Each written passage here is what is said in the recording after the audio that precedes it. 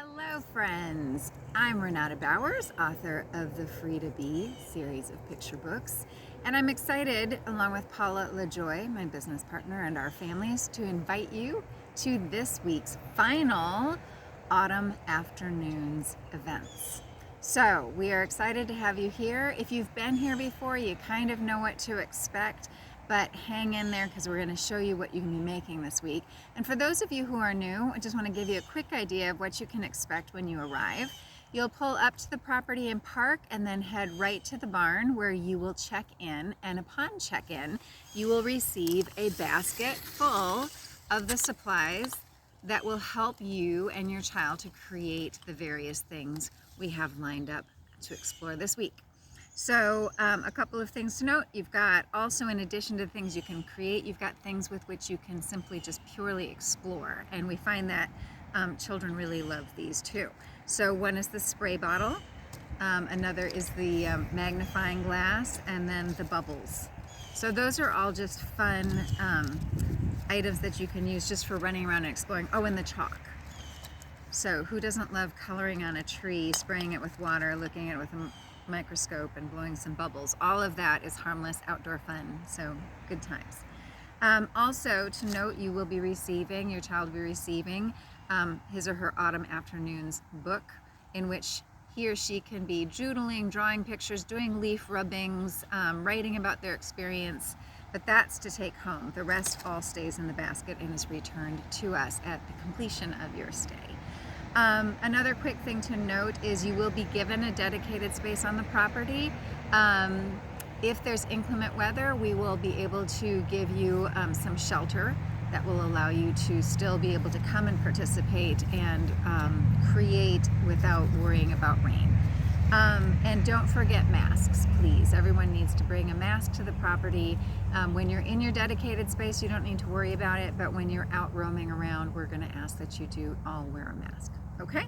So there you have it. So what are we exploring this week? We're doing centerpieces because Thanksgiving's almost here, and it's really fun to explore different things in nature that we can create that could go on the center of a table or a coffee table, but something to decorate your home and allow your child that opportunity to add to the warmth of your holiday. So we're looking at centerpieces. So one idea was, this is actually 2-in-1 that I'm going to show you right here. So the base of this is a vase that is made out of a tin can, which we will give to you, and then sticks, which you break and put around, and you can adhere it with a rubber band and glue it down, and then you can decorate it with twine or ribbon or whatever you want. And so that makes a really neat little vase. And then what we've done is we've put these evergreen branches in here, and then another one of our decorating centerpiece ideas is using beads to decorate twigs and branches. So these can be added to any centerpiece that you have, or as you see here, Paula just threw in some evergreen twigs and made this very playful, childlike centerpiece idea. So we have all the supplies for this. You just need to go find the sticks and the evergreens, okay, and the twigs. Also, the idea of kind of recreating a fall tree using a branch that you find out in nature.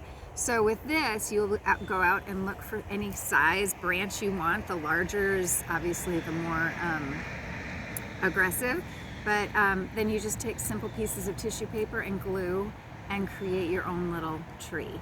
When you bring it home, this was just an idea we came up with, is take a jar and fill it up with acorns. We have so many acorns here on the property, so feel free to bring, bags with you if you want to load up and take them home. Also, small little pine cones are also a sweet way of creating a little vase for your tree.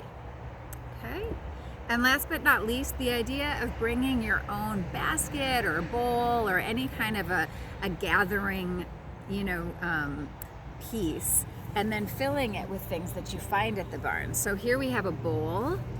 And then also, this was actually, I love this, Paula came up with this. It's the receptacle for a candle that has since burned down. And so she filled it with pine cones and acorns. Some of these we've painted, and then filled the bowl with other things that she found on the property. Bark, hydrangea, evergreens, pine cones. This one was painted.